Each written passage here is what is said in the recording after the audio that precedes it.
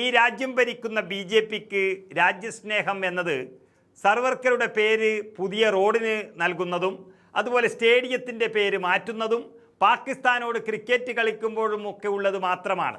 എന്നാൽ കോൺഗ്രസ് അങ്ങനെയല്ല.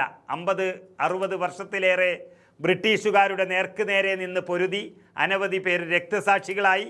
അതിനുശേഷം സ്വാതന്ത്ര്യം നേടിത്തന്നിട്ടും ഒന്നുമില്ലാത്ത ഇന്ത്യയെ 50 വർഷം ഭരിച്ചു, എല്ലാമുള്ളൊരു രാജ്യമാക്കി മാറ്റി എന്നതിനെല്ലാം അപ്പുറത്ത് തന്നെ ഏറ്റവും പ്രധാനം ഈ രാജ്യത്തെ ഒരു മതേതര രാജ്യമായി തന്നെ നിലനിർത്തിക്കൊണ്ടുവന്നു എന്നുള്ളതാണ്.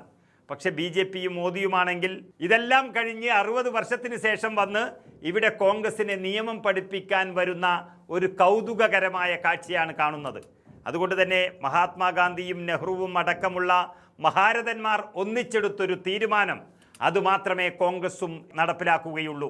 അതായത് ഔദ്യോഗിക പരിപാടികളിൽ വന്ദേ മാതരം പൂർണ്ണമായി ആലപിക്കണമെന്ന കേന്ദ്ര സർക്കാർ നിർദ്ദേശത്തിനെതിരെ നിലപാട് കടുപ്പിച്ചിരിക്കുകയാണ് കോൺഗ്രസ്.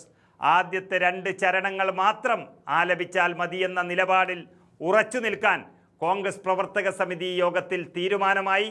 അത് താഴേക്കടയിലുള്ള എല്ലാ പാർട്ടി നേതൃത്വങ്ങളെയും അറിയിച്ചു കഴിഞ്ഞു. പാർട്ടി യോഗങ്ങളിലും പരിപാടികളിലും വന്ദേ മാതരത്തിൻ്റെ ആദ്യ 2 ചരണങ്ങൾ മാത്രം ആലപിച്ചാൽ മതിയെന്ന 1937 കോൺഗ്രസ് പ്രവർത്തക സമിതിയുടെ പ്രമേയം അത് തുടർന്നും പിന്തുടരാനാണ് ഇപ്പോൾ തീരുമാനം.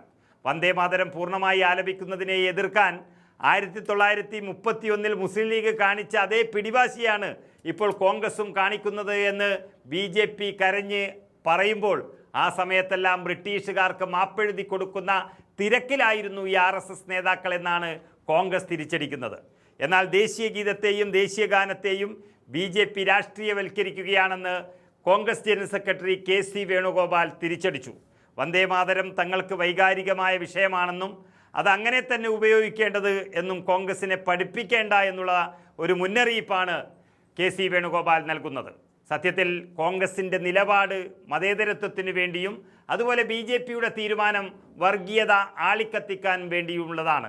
അതായത് എല്ലാ മതസ്ഥരും ഉൾപ്പെടുന്ന ഒരു സ്വതന്ത്ര ഇന്ത്യയിൽ ഒരു പ്രത്യേക മതസങ്കല്പങ്ങൾ അടങ്ങിയ ഭാഗങ്ങൾ ഒഴിവാക്കുന്നത് ഈ രാജ്യത്തിൻ്റെ മതേതരവും വൈവിധ്യവും നിലനിർത്താൻ ആവശ്യമാണെന്ന് കോൺഗ്രസ് കരുതുന്നു.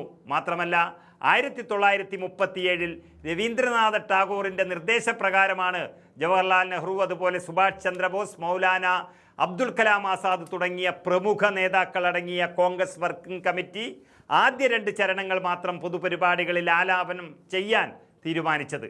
ഇത് സ്വാതന്ത്ര്യ സമരകാലത്ത് ഈ രാജ്യത്തെ ഒന്നിച്ച് നിർത്താൻ ഏറ്റവും അധികം സഹായിച്ച ഒരു ഗീതമാണ്. ഭരണഘടനാ നിർമ്മാണ സഭ വന്ദേ മാതരത്തിന് ദേശീയ ഗാനത്തിന് തുല്യമായ പദവി നൽകിയപ്പോഴും ആദ്യ 2 ചരണങ്ങൾക്ക് തന്നെയാണ് പ്രാധാന്യം നൽകിയത് എന്ന് പറയുമ്പോൾ കോൺഗ്രസ് ആണ് ഈ രാജ്യത്തിനൊപ്പം അന്നും ഇന്നും നിൽക്കുന്നത് എന്ന് ഉറപ്പിക്കുന്നു. BJPയുടേത് സ്വാതന്ത്ര്യം ലഭിക്കുന്നതിന് മുൻപും പിമ്പും വർഗീയ താല്പര്യങ്ങൾ മാത്രമാണ് ഉള്ളത്. അതുകൊണ്ട് ഇന്ന് AICC സംസ്ഥാനങ്ങൾക്ക് നൽകിയ നിർദ്ദേശം എന്ന് പറയുന്നത് നിലപാടില്ലാത്തതും സംശയിച്ചു നിൽക്കുന്നതുമല്ല, മറിച്ച് നട്ടെല്ലുള്ള പഴയ അതേ നിലപാട് തന്നെയാണ് എന്ന് തന്നെ പറയാം.